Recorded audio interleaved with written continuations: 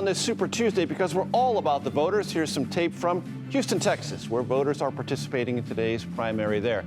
Of course, the marquee matchup on this Super Tuesday, President Biden and Donald Trump. But it's not just that. And there's, of course, Nikki Haley. We mentioned her. Congressional primaries are also underway in all the states. And according to an analysis from the organization Unite America, think about this. Up to 25% of the U.S. House could effectively be decided today. That's because of how many partisan districts there are. For example, whoever wins the Republican nomination in a deeply red district is virtually guaranteed to defeat their Democratic opponent in November, and vice versa on the Democratic side. Nick Troiano joins us now. He's the executive director of Unite America. Nick, I know you've done a lot of research on this. Explain to my audience and our audience how about a quarter of the House could basically be decided tonight without many people even realizing that. That's right, Major. Most of our elections for Congress are not decided in November because our congressional districts are so lopsided for one party or another. They're actually decided in the party primaries months before, including today on Super Tuesday, in a quarter of all of our seats in the House of Representatives.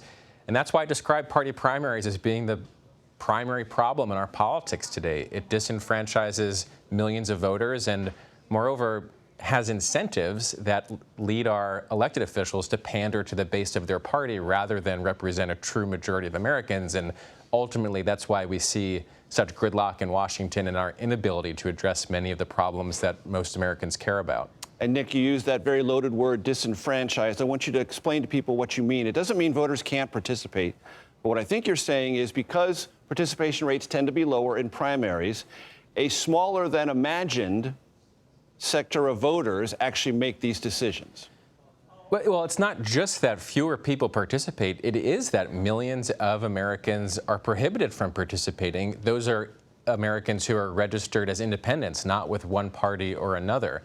You know, this election year, Major, we see in 22 states close to 24 million independents who won't be able to participate in either party primary. And they are denied the ability to elect who actually represents them. These include a majority of veterans, a majority of young people. So we're telling folks that are the future of our country, those who fought for our country, that they don't get to have a say. In our view, that's not just wrong, it's un-American. And there's something we can do about it, which is to pass laws at the state level to open primaries, to give every eligible voter the ability to vote for any candidate, regardless of party. And I really want you to double down on that, Nick, because I think people may not grasp the significance of this. It's a closed primary, and it effectively decides who that member of the House is. It's over, and a not insubstantial number of voters in that congressional district have no chance whatsoever. Let's just use a concrete example in Arkansas, which is voting today. It has 4 congressional districts.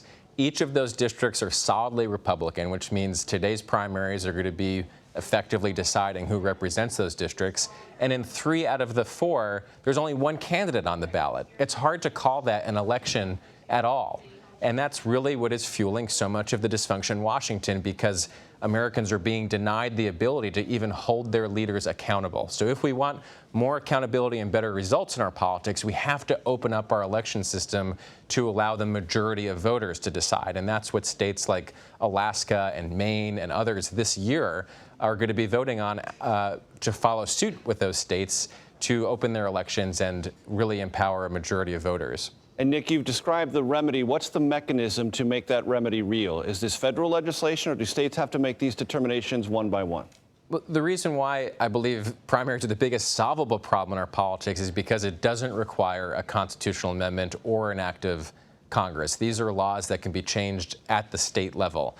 And so we may see in upwards of half a dozen states this year, for example, ballot initiatives that would replace both party primaries with nonpartisan primaries to give all voters the right to vote for whomever they want.